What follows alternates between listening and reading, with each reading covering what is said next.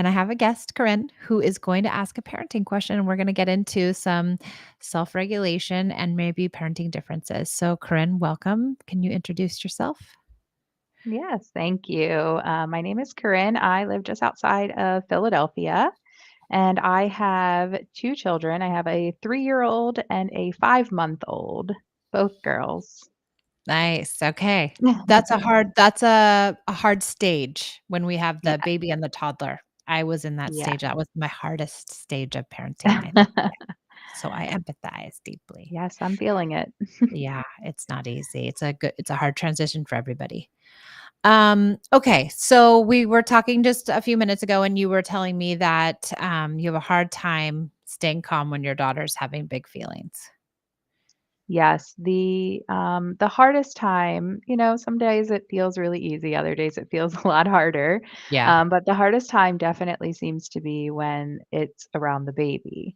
So Mm, I think that right now my 5-month-old is very distractible while she's nursing. mhm. So a lot of it is, if I'm trying to nurse her and then my daughter comes in and she's talking or yelling or messing with the baby and then the baby's distracted and so then as she's escalating because she needs that connection where usually I could sit down and be calm and connect with her. Now I'm feeling frazzled myself because I need to make sure the baby gets fed and then, always thinking in the future, well, what do I have to do after the baby gets fed? And then as she starts to escalate, then I start to escalate. Yeah. And I'm trying to, Yeah.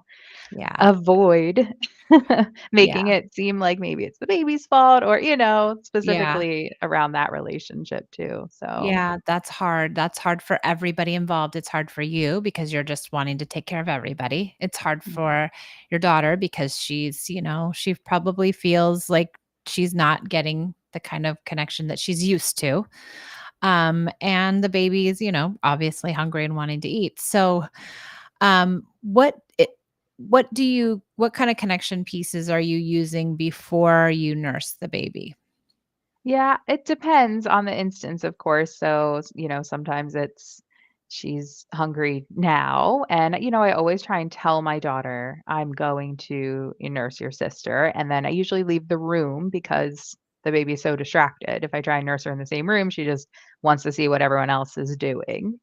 Mhm. So I try and make sure she knows that I'm going, and she will sometimes ask if she can come. And I say that she can come if she's very quiet. Mhm. But then if she's not very quiet, then again, the escalation kind of starts to happen because now I'm saying, "Remember we said we were gonna be quiet," and then she's not quiet, and then it's like a little bit of this power struggle. Right. So, I don't like, maybe there's something better I should be doing before leaving the room rather than just telling her that I'm, leaving the room. Yeah, I'm thinking, is the baby pretty consistent with the feeding times? Yeah, for the most part. I mean, we're not, it's usually all these other things going on, and then I'm like, "Uh-oh, time to feed the baby." So, Yeah. I think that's probably the piece that becomes hard for your daughter because she probably needs, like, a really big connection piece before you go mhm, to feed the baby. So if you know the yeah, baby needs to eat at 10 AM, then I think at 9:30 you would, like, say, "Hey, do you wanna do special time? I've got 20 minutes for you. You and I do whatever you want for 20 minutes." And then knowing part of this, like, connective parenting is really being, thoughtful about our schedule. Not schedule, like, I don't wanna talk about it like it's rigid, but being mindful about where we're placing our connection and being mindful that we are actually intentionally putting connection into our schedule. yeah. Es Yeah. I know. And I mean, I feel like being present when she's upset, it's one of those things that you have the best of intentions, right? To have these connection pieces and then, it's just sometimes it's chaos, especially with 2. I feel like Yes. luckily the baby is like a pretty chill baby, but, overall it's just managing so many lives at one time. It tends to, Yeah. you know, It's that hard. intention is definitely gets away from you. Yeah, and I think it's like you won't be always able to do it this way where you get to, like, perfectly plan it, like, 9:30, I'm gonna do this, and then 10 o'clock. Yeah, that isn't gonna happen every time, but if it happens a third of the time, then you're Mhm. decreasing, hopefully some of those upsetting moments a third of the time. Yeah. So, Do you if you feel there's, like, a 5-minute connection for just, like, if I'm like, "Uh-oh, it got away from Yep. me," like Yep. yeah. 100%. Do you wanna do a thumb war? Do you wanna I'm gonna, wrestle you for 2 minutes on the rug, do you wanna, color for 3 minutes? Like, what can I do to just get connected to her so that she Mhm. feels better before you just exit stage left and leave in another room with the baby? I would say if you can nurse around her. I know babies can be really, really distracted, but I'm wondering if some of these nursings can be in the midst of the room and Yeah. in the chaos, and will that help her feel less excluded? Yeah, well, it used to be, and I wonder if that's part of it too, because she used to nurse anywhere, and then she hit that, age where that awareness just, like, skyrocketed, and now her sister is far more interesting than anything else happening. Yeah, and, I wonder too if you can play around with that a little bit, like, maybe Yeah. you're in a place where she's distracted, but you can get through it. Maybe there's times Yeah. when you can't and you actually have to leave, but I would play with that a little bit and, see if there's some spaces where you can nurse or some moments where you can nurse in the other room with her. Yeah, that's as you were saying that too, I was thinking, I bet I could ask her to do a puzzle or something, some quiet activity so Yeah. that because it's as soon as she starts like, yelling or even just not mad yelling, but just excited yelling that, the 5-month-old is like, "What's happening?" Yeah, and turning their head and all of that, Yes. yeah. And I would smiling and laughing and loving it, but I'm like, "Ah." Yeah, and, they also say babies will eat when they're hungry, right? And she'll eventually eat, Yeah, I just don't want hopefully. it to be all night. No, I don't want it to be all night either. I definitely don't want it to be all night either, yeah.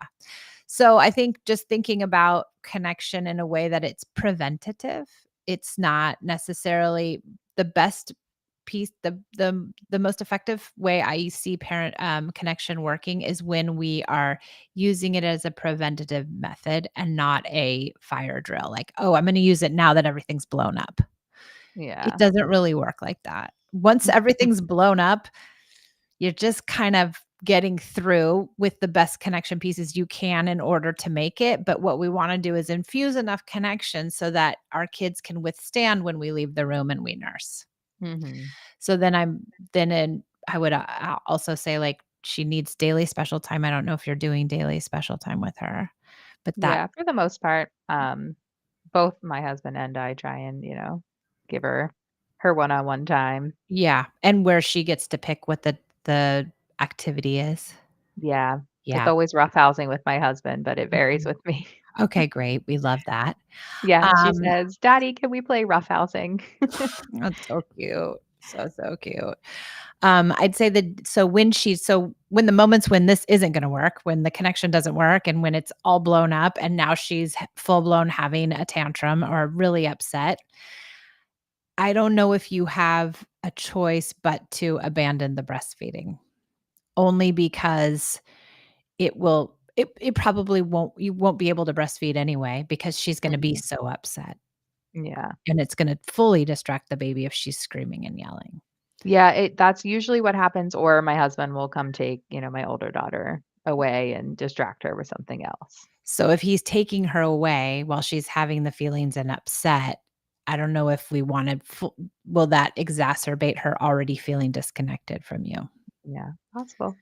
So I would say if you can, if it's not a dire, emergency that the baby has to eat right at that second, can you get on the ground with her and say, no, I know it's really hard to watch mommy breastfeed. I understand this is really hard for you. It's hard to be quiet too when you wanna just play and just let her have her tantrum. Yeah. You won't be able to do it every time, but if you can do it some of the time, that creates connection with her, and that helps her feel like, "Okay, yeah, my mom sees me that it's hard. Yeah. It's hard for me to be quiet. It's hard for me to, watch her breastfeed. All of this is hard for me."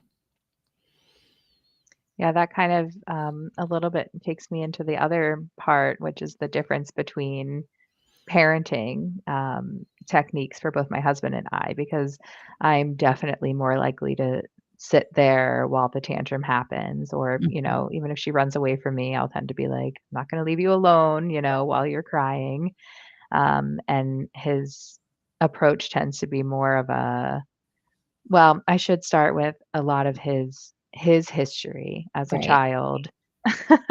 He was not allowed to cry as a child, and so it's Yeah. very, very triggering for him, and he has days where it's, no problem, he'll sit there while she tantrums, Mhm. but more often than not, he escalates, he's yelling, and then when I try and step in, he gets a little bit annoyed with me because he's like, "Just let me we can't both be talking, just let me do it," you Right. know? Right. And so then we kind of have this battle because I'm like, well, I don't want to just let you do it because of how it's impacting her. But I also, I do understand that where parenting is not going to be exactly the same. And I want, of course, her to, you know, listen to him and respect him and not just default to mommy. Yeah. I mean, it's would be hard to I mean, it's hard for her, right? She doesn't know what she's getting from one or the other. I think if we can have a conversation with him where it's like, "What did it feel like for you when you weren't allowed to cry? Hmm. How did that feel growing up? Yeah. How do you want your kid to feel about crying when she's with you?"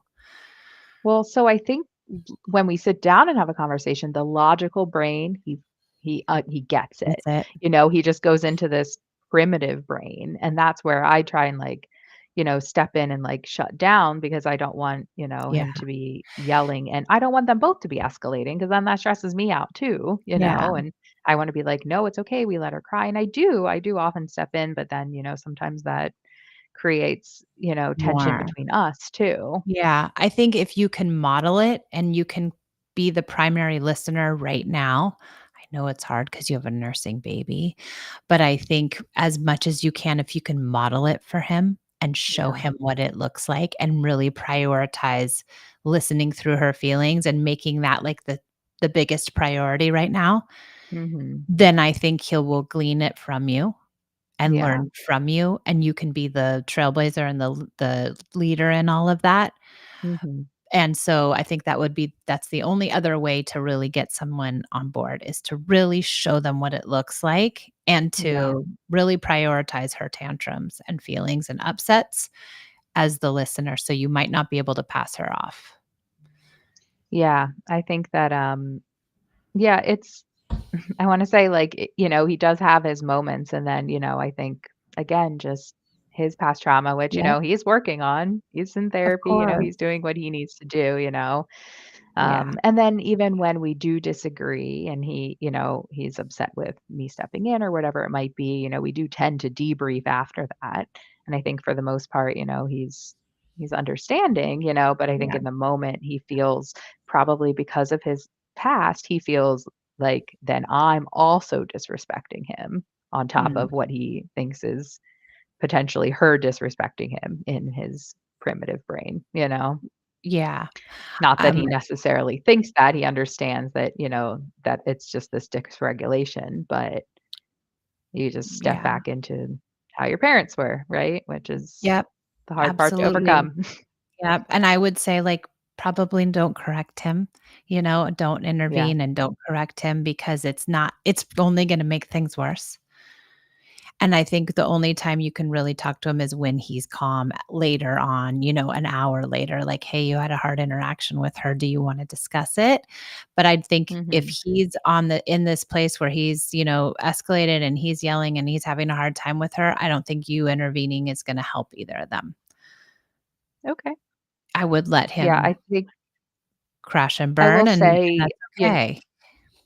and I will say that, when he feels like he overstepped with her, he does make amends, at bedtime, he'll be like, let's talk about it. Daddy's sorry. Daddy shouldn't have yelled, those sorts of things. So I do feel like when he comes back too, he is good at making that repair with her, which I think is so important. But I guess it's just hard for me to watch in the moment without stepping in, but I can work on it. Yeah, I would try it a couple try it and see how it feels, like, really try it and see if he self-corrects quicker. He might self-correct Mhm. quicker, he might apologize quicker, he might learn better, and then we do this with kids too, like, we don't, wanna come in and correct the kids, we really want them to go to self-correction because that's when we really learn the lessons, and if you're not there intervening and telling him what he's doing wrong, he might sink into his self-correction better.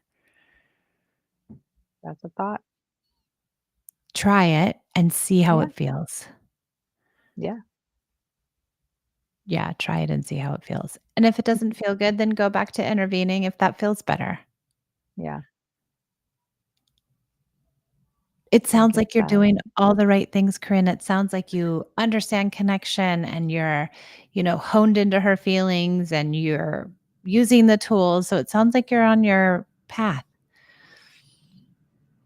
yeah, I mean, I feel like it's the theory's all there, you know, and when you put it into place, it feels good, and then sometimes you mess up, and you just Yeah. gotta fix it better for next time, and And that's okay. That's part of it, right? That is part of it is that we listen, you're gonna crash and burn too and do the wrong thing and you don't probably need anyone telling you that you're doing it wrong. And so definitely that's just not. no, and this is part of the process. We all mess up. Yeah. Yeah, I was just having a conversation with a girlfriend today, and we were talking about the woes of potty training and then, regression. So, both our girls are potty trained, but then when they have like accidents or a lot of accidents in one day, in one week, that kind of thing. And she was Yeah. saying that, her daughter had just pooped in the pool and was like jumping and laughing about it. And she was like, I probably didn't react the best way. And I was like, I don't think I would either. Like that. No. You're Oh like, my "No, you god. understand," so I feel like we tend to know, in Yes. the hindsight that it was not the right approach, but Yeah. He knows and toddlers. yeah, and your husband knows he's a good person, right? You know that. That's why you married him. And so he's got a good heart and he'll get there. It's just he's not on your same trajectory. Yeah. Yeah. Anything else, Corinne? I think that was it. That That was was it? yeah, Okay. 2 Good. things that I definitely am working on and appreciate the insight for. Great. Well, I'm so glad you came. Thanks for joining us on the Peace and Parenting podcast. And Thank I you will as see well. you somewhere in the online world.